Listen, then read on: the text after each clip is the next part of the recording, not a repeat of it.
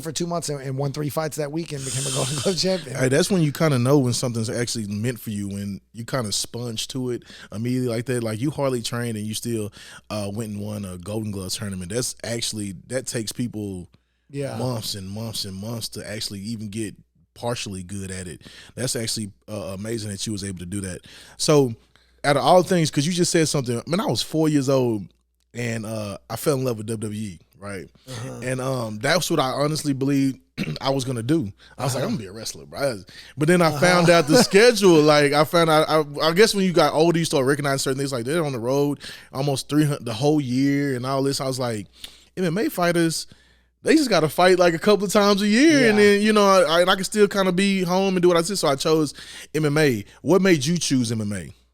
Well, I mean, I feel like it kind of chose me. For one thing, I grew up pretty hard. My dad was rough on us, and my dad was, pretty good street fighter himself. So I grew up, fighting and just I was taught to not take any disrespect. So I grew up, I've been in some fights, some street fights before I trained. And I basically wanted to be a professional athlete, realized I wasn't good enough for basketball.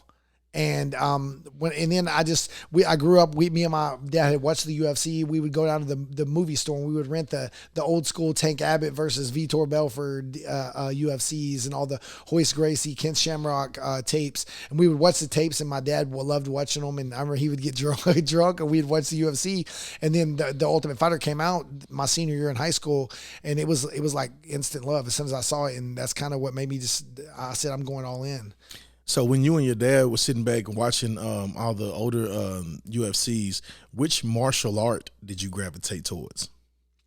I mean, probably striking, because it's exciting, as bad as it sounds. And I have 3 submission wins in the UFC, but submissions aren't, I guess, considered as prestigious as knocking someone out. Right. They're just not, not. And that's why you see grapplers standing up all the time now. They stand up and fight. So definitely the striking. And then the first town I didn't have the money to drive to the city. I lived all the way in Minter Wells, which is about 45 minutes outside the city. So then I found a boxing gym in Weatherford, Texas, and that's where I started training at. And I started boxing first, and then it really made me fall in love with it from there. And I had about 20 amateur fights, and then moved over to MMA.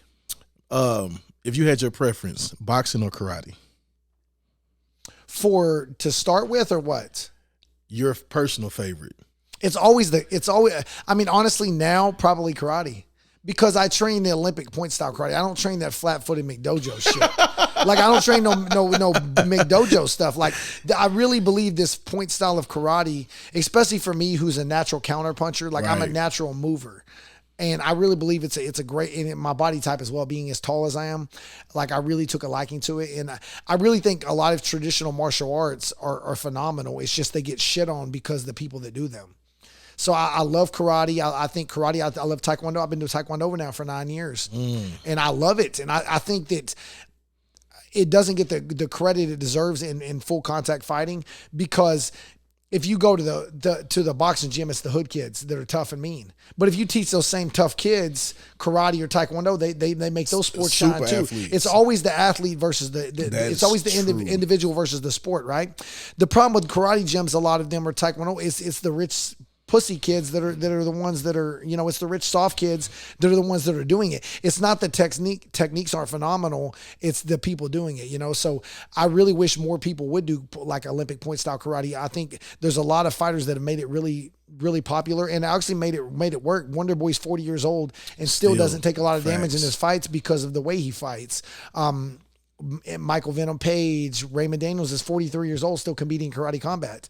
Horiguchi, these are all guys that are karate practitioners, but they're also tough guys. They're also not soft. They're also athletic. When you have all of that, it's because it's all at the top level. Everybody's tough. Everybody's athletic. It comes down to technique. And I really believe karate, like the point style karate, is one of the best styles for full contact. They take the least amount of damage, and they're in and out and don't get hit a lot.